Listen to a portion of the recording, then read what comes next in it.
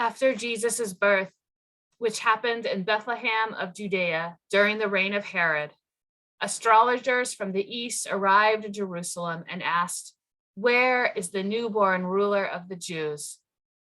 We observed his star at its rising and have come to pay him homage."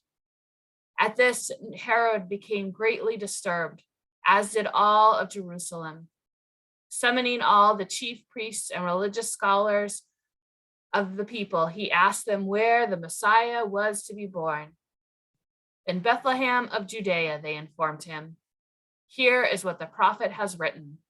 And you, Bethlehem, land of Judea, are by no means least among the rulers of Judea, since from you will come a ruler who is to shepherd my people."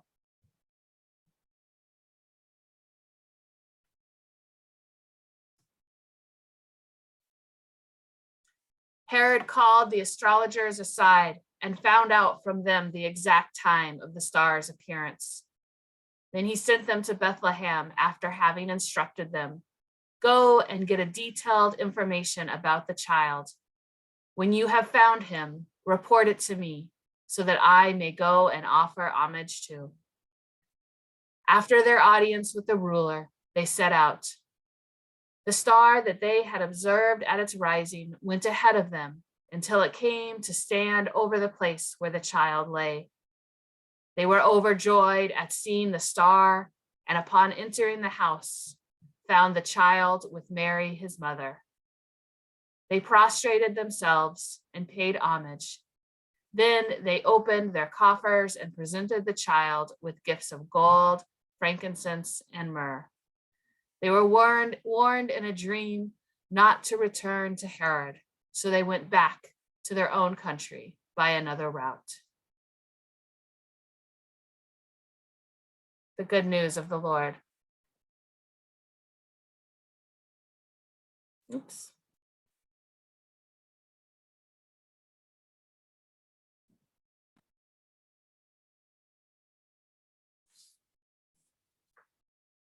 You'd think after 2 years I'd get good at operating Zoom, but not yet.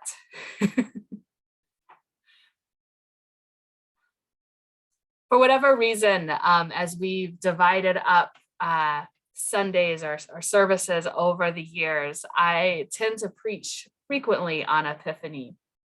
And as I mentioned at the start of the service, this is one of my favorite celebrations of the year. And it's such an honor to celebrate it, to celebrate that day when the Magi have come to Jesus's cribside, the day that the world discovers that God is most truly present in the small, the vulnerable, the insignificant.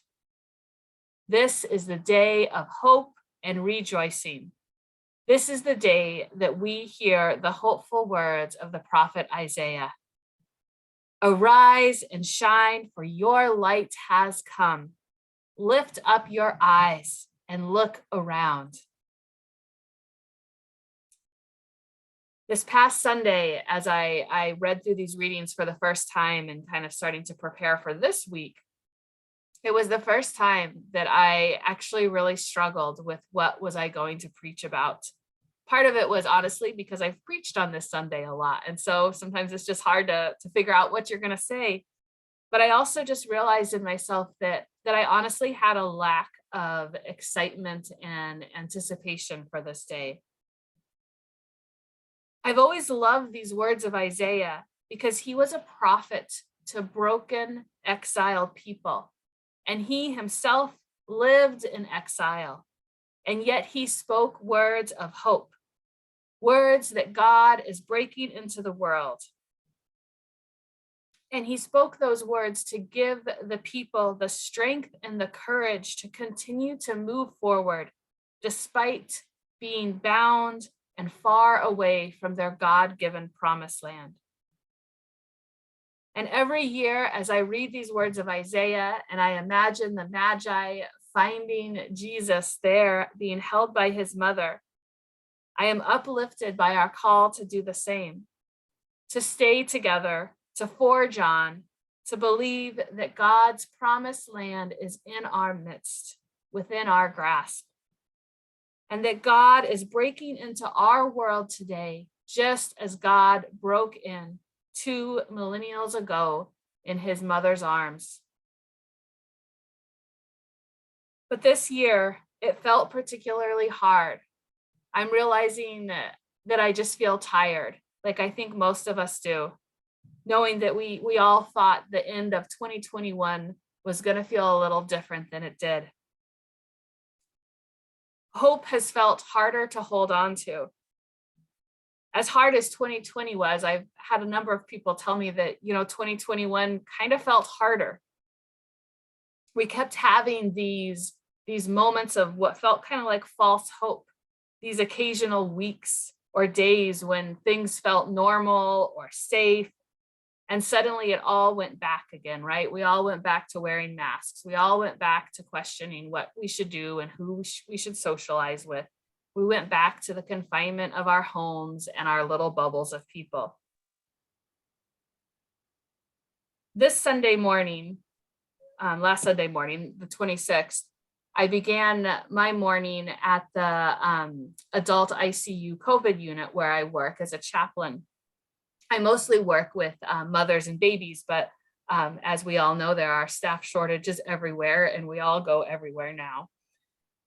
So I was in that space working. And then later that morning, we learned that my husband had a COVID exposure, which now I'm learning pretty much everybody had a COVID exposure in the last week, I swear. And so we began masking because my daughter is too young to be vaccinated. And so we're being cautious and trying to keep her safe. On that second or third day of quarantining, my husband and I remarked that my daughter didn't seem to blink an eye at the fact that we were wearing masks. She never asked about it, never tried to pull them down. Just, it seemed to mean nothing to her. And we thought, yeah, that makes sense. She has no memory of a world where people don't wear masks. And as I reflected on that and just navigated this week of staying distant from my husband, trying to be cautious of making sure my daughter didn't eat our food or drink from our cups, that our reality and the words of Isaiah just seemed to feel farther and farther apart. I found myself talking with some of my friends that have young children too, who can't be vaccinated yet. And we just talked about how this week of all these exposures as this new variant ramps up, just feeling so exhausted, feeling like fear has gripped us once again. We shared about our fatigue of navigating who we should and shouldn't visit. And we shared our sadness and anger of what our children have missed in their lives so far. They have never known crowded playgrounds or swimming lessons.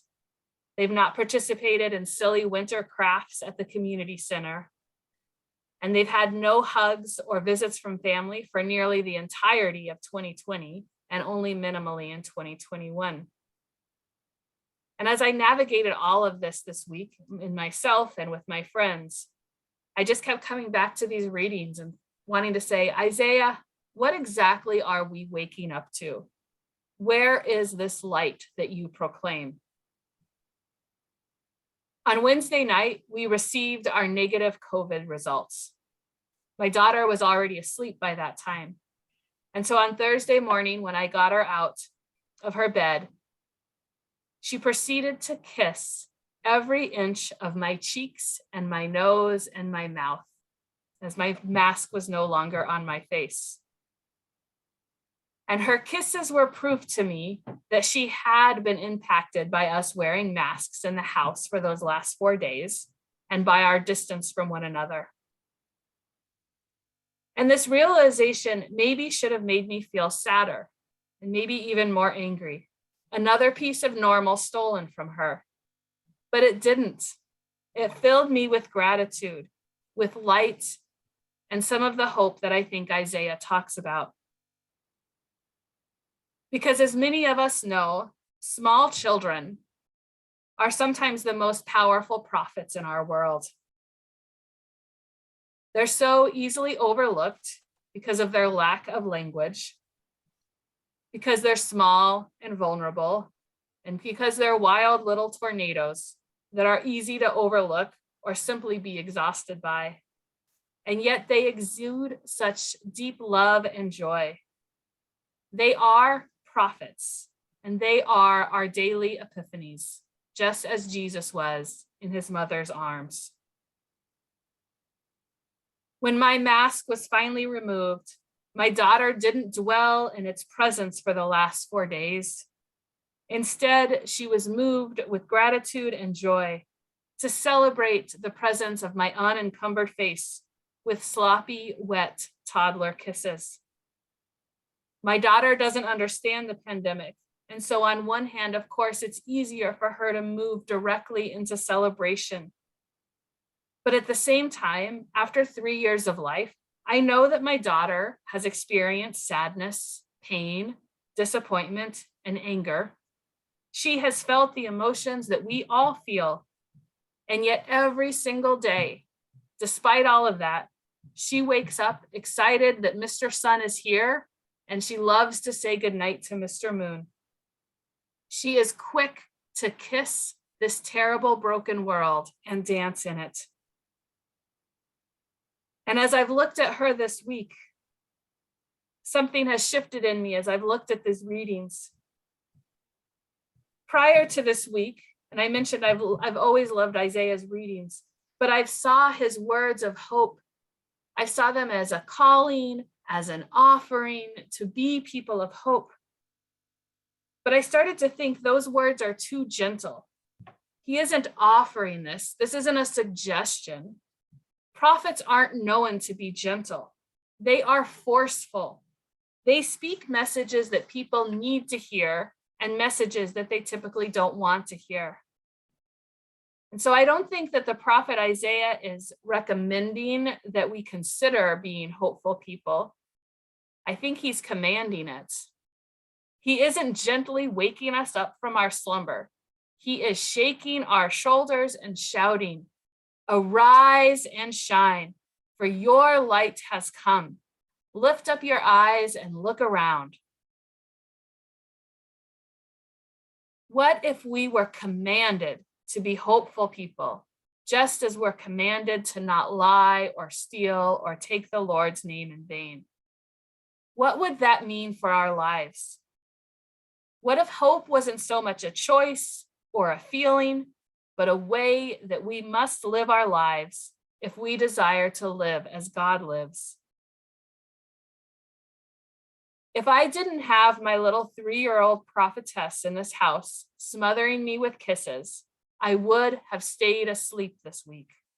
I would have closed my eyes because when I tried to open them, I only saw darkness. I saw fear and pain and anger. But she pried them open and demanded I see something different. After this year, we know probably better than ever before that there is no guarantee for what this year will be. Will 2022 be better? Maybe, and maybe not. And better by whose standards? Because while these last 2 years have been hard on a global level, for many people in this world, a life of imprisonment, restriction, and injustice has always been their normal. And that, I think, is perhaps one of the main reasons we must be hopeful people, because hopeful people wake up. Hopeful people aren't naive and optimistic. They are people in love with this world, with God and their neighbor. Hopeful people are just people. And that's what God is truly commanding of us each and every day, to wake up in that hope and to act justly and love mercy and walk humbly with our God. And so this day, this first day of the year, God has broken into this world, not to promise us something in some far off future, but to declare to us that this day is good, that beauty and life are here right now. And our job is to wake up alongside God and our neighbor, and to ensure that each and every person can similarly follow that prophet's command To be a hopeful people is to become epiphanies ourselves. We too become God breaking into the world. Like an infant in a lowly manger, like a wild toddler and her sloppy kisses. We are simple, we are small, and we are vulnerable. And that is exactly where God shows up. And so, my friends, let us heed the prophet's challenge for this year. Arise and shine, for your light has come. Lift up your eyes and look around.